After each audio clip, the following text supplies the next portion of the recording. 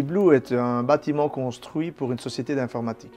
L'exigence du propriétaire était de compenser par sa construction son CO2 produit par son activité qui est l'informatique. En choisissant un bâtiment en bois, il a pu travailler en circuit court, donc vraiment avec des entreprises locales, avec une matière première locale. Pouvoir aussi être autonome en énergie était une obligation dans son projet. Donc le bois a pu répondre à toutes ces exigences.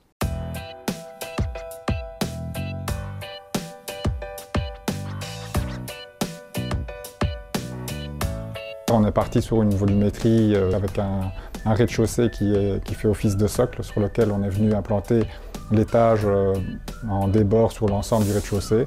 Donc comme ça on faisait un peu un effet parasol qui nous a servi pour protéger le bâtiment de la surchauffe.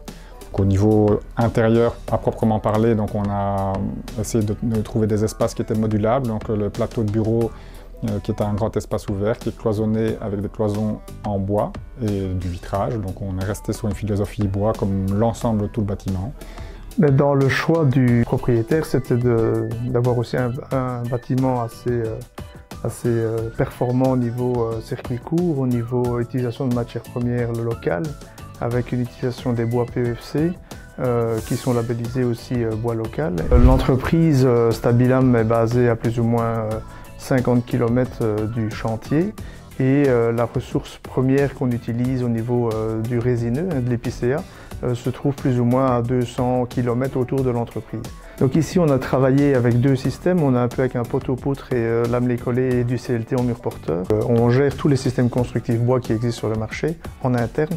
Donc en les optimisant et en les mariant l'un l'autre, ça permet d'avoir vraiment le juste budget et le juste produit, le bon matériau où il faut. Aujourd'hui, il y a la biophilie, ce que le matériau va donner comme bien-être à l'occupant.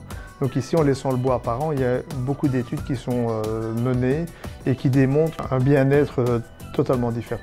Bon, au niveau de l'aménagement intérieur, donc c'était important qu'il n'y ait pas de différenciation dans les espaces de travail. Donc on a vraiment essayé de travailler la lumière, avoir beaucoup de transparence. Ça a été important de tenir compte aussi de l'orientation, de la manière dont le soleil passait dans le bâtiment. Donc on a partout de la lumière traversante, avec des zones forcément qui sont un peu plus protégées. C'est pour ça qu'on a travaillé avec le bardage ajouré. À certains endroits, d'autres, sur la grande façade avant, on a remis un screen aussi pour toujours éviter la surchauffe, tout en ayant un maximum de lumière et que ce soit évolutif au niveau de la saison. Avec le client, on a décidé de travailler avec ces fameuses cloisons vitrées à ossature bois à l'intérieur aussi, donc ce qui permet toujours d'avoir la lumière qui traverse tout le bâtiment. Son architecture, elle est assez contemporaine, mais elle reste humble, on n'est pas dans quelque chose d'extravagant. Ce bâtiment peut vraiment avoir un panel d'occupation, c'est vraiment indéfini. Dans ce bâtiment, si on prend que le volume structure, on est à 126 tonnes de CO2 captées et stockées dans cette structure. Le fait de choisir tous ces matériaux, de faire toute cette attention au niveau consommation d'énergie, au niveau bilan carbone, fait que c'était un précurseur en fait dans la construction. Et toutes ces solutions-là sont les solutions d'avenir et peuvent être répliquées parce que c'est le bon raisonnement en fait.